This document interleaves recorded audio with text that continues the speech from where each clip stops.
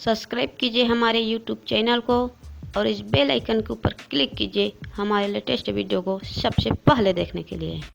श्री कृष्ण के बाद उनकी पत्नियों के साथ क्या हुआ, ये बात आप नहीं जानते होंगे।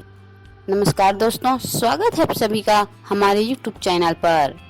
दोस्तों, महाभारत युद्ध के बाद गांधारी के श्राप के कारण यदुवंश आपस में ही लड़कर समाप्त हो गए। तत्पश्चात कृष्ण और बलराम ने भी अपना भौतिक शरीर त्याग दिया।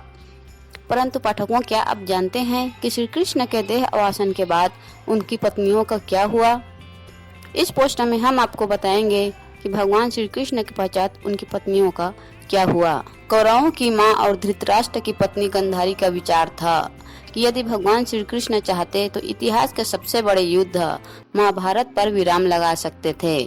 अपनी बुद्धि एवं शक्ति से वे इतने भयावह नरसंहार और रक्तपात को रोक सकते थे। गांधारी के विचार में कृष्ण के कारण ही उसके पुत्रों की मृत्यु हुई। महाभारत युद्ध के पश्चात जब युधिष्ठिर का राज तिलक हो रहा था, तब गांधारी ने कृष्ण को दोषी ठहराते हुए श्राप दिया।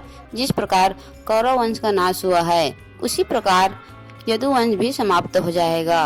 महाभारत के पश्चात भगवान श्री कृष्ण ने अपनी 8 पत्नियों, जिन्हें अष्टभर्य भी कहा जाता है, के साथ जीवन व्यतीत किया। कृष्ण की कुल मिलाकर 16,108 पत्नियां थी, जिनमें से प्रमुख 8 पत्नियों के नाम रुक्मणी, जाबवंती, सत्यभामा, कालिंदी, मित्रपिंदा, सत्यभद्रा और लक्ष्मणा है। भविष्य स्कंद और वराह पुराण के अनुसार एक बार नारद मुनि द्वारका नगरी पधारे। वहां कृष्ण और जामवती के पुत्र शाम ने नारद मुनि की ओर ध्यान ही नहीं दिया। ऐसा निरादर देख मुनि ने उसे सबक सिखाने का निश्चय किया और भगवान की सभी पत्नियों और शाम को मदिरा पान करा दिया।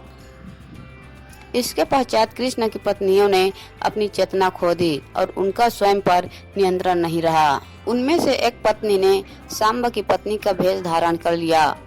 सांब का ऐसा कृत्य देख कृष्ण ने उन्हें कुष्ठ रोग से पीड़ित होने का श्राप दिया और अपनी पत्नियों को कहा कि मेरी मृत्यु के पश्चात तुम सभी का अभी राज्य के लोगों के द्वारा अपहरण कर लिया जाएगा।